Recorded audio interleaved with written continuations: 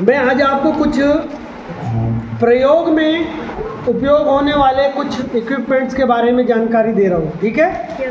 तो इसमें क्या है, बहुत सारे ऐसे छोटे छोटे डिवाइसेस हैं जिनका इस्तेमाल करके हम बेहतर मतलब विज्ञान को अच्छे से समझ सकते हैं।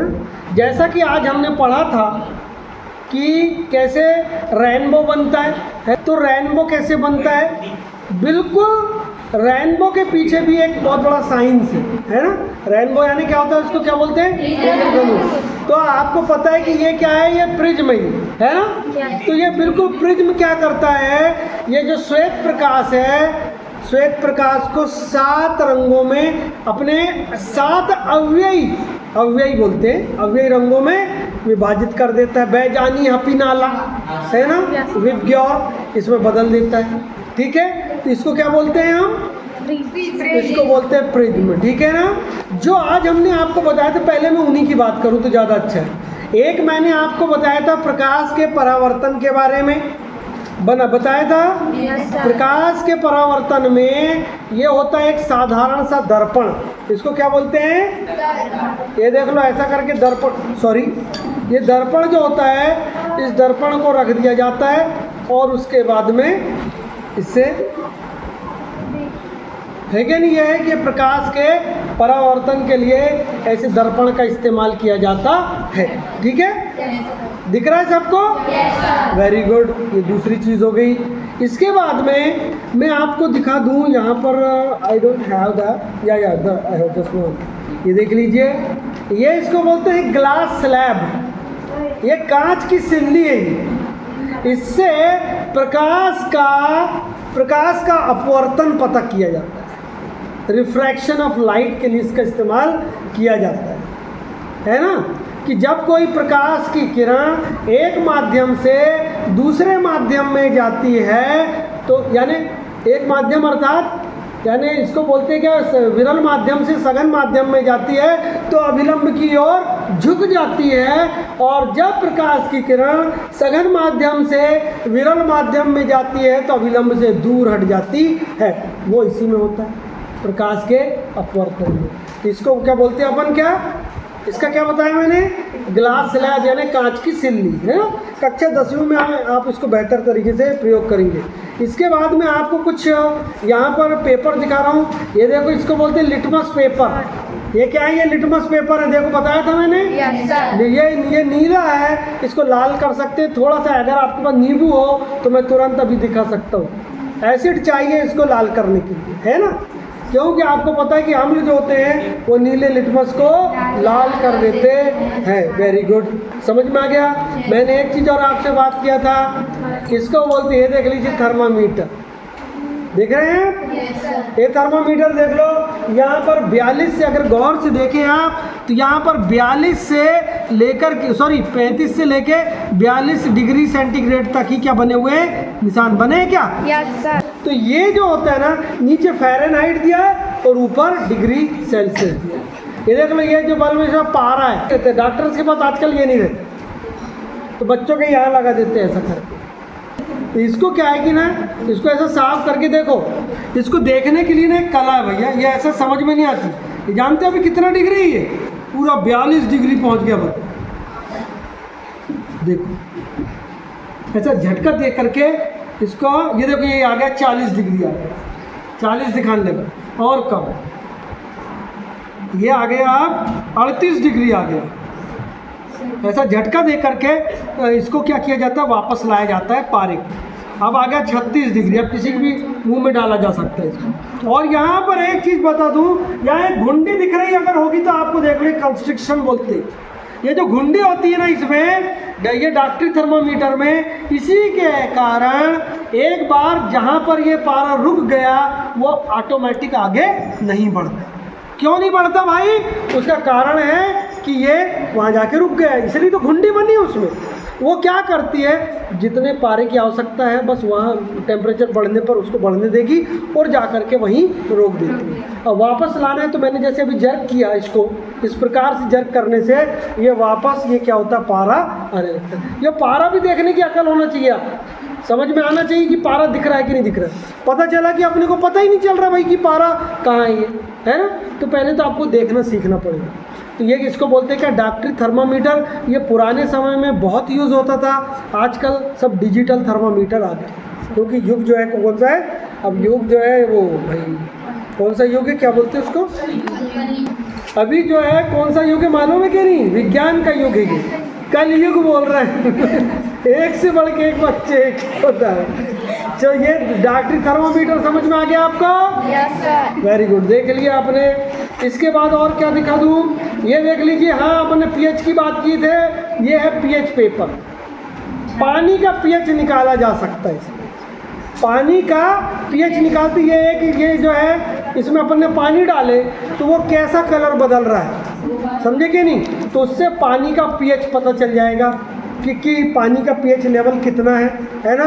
जनरली 7 या उससे वैसे तो अधिक होना चाहिए, 8 करीब रहता बढ़िया है, लेकिन 7 से कम ना हो जाएगा, बहुत कम होगा तो आपको नुकसान करेगा। तो ये क्या है, ये इसको बोलते हैं अपन पीएच पेपर, ठीक है। और हाँ, मैं आपको बताने वाला था ये बता रहा था मैग्नेट के बारे में, है ना। ये देख लो, ये अगर आप गौर से देख पाएँ, शायद आपको दिख रहा हो वहाँ से, है ना। तो आई विल बी हैप्पी, यहाँ पर देखो, यहाँ पर लिखा है ये एन, दिखा है NS लिखा है, समझ गए आप लोग। ये देखो, unlike poles attract each other, असमान पोल एक दूसरे को, ध्रुव एक दूसरे को अपनी ओर आकर्षित करते हैं, लेकिन समान पोल्स क्या करेंगे एक दूसरे को, ये देखो चिपक ही नहीं रहा, भाग रहा है, ये देखो कैसे कर रहा है ना। ये चिपक रहा है क्या, नहीं चिपक रहा है, ये चिपकने नहीं चाहता, कहता नहीं भागा उसको, ये देखो चिपक ही नहीं रहा है। अरे देख रहे हो ना, कितना ही कोशिश करिए, देखो इधर भाग रहा है, चिपकेगा, मान लो चिपका भी दिया जैसे तैसे, ये देखो ये खुद ही छोड़ दिया उसने, है ना। ये देखो मैंने इसको पकड़ के रखा, ये देखो, ये देख रहे हो कि ना, अलग फेंका ना खुद ही, मैंने कुछ नहीं किया, फेंक दिया उसने। तो ये अनलाइक पोल्स जो होते हैं ना, ये लाइक पोल्स कभी भी अट्रैक्ट नहीं करते, जबकि देखिए लाइक पोल्स के, ये अनलाइक पोल्स ने क्या किया, एक दूसरे को टच कर लिया, दिख रहा है कि नहीं, है समझ में आई बात, वेरी गुड। तो ये क्या होते हैं, ये होते हैं मैग्नेट, ठीक है। यहाँ पर कितना मैग्नीज निकलता है, कभी देखे आपने, कैसे होता है, कहाँ देख लिया आपने, अरे अच्छा आपके घर में ही होगा, सर हमारे गाँव में, अगर गांव में देखे होंगे आपने।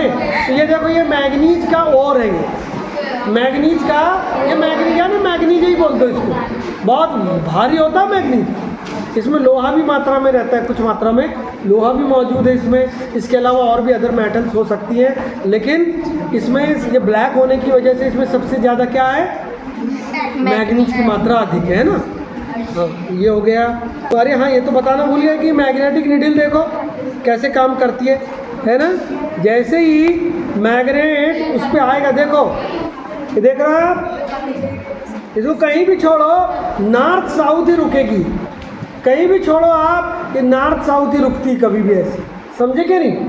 तो ये देखो, जैसे मैं इसे इधर से ले जाऊंगा ना, ये देख लो, इसको पलटूंगा तो ये भी पलटेगी, देख लो, पलट रही कि नहीं है, ये देख लो, ये देखो, ये देख, ये देखो, यहाँ पर क्या साउथ है ना, इधर नॉर्थ आ रहा है, असल में नॉर्थ साउथ अट्रैक्ट कर रहा है एक दूसरे को।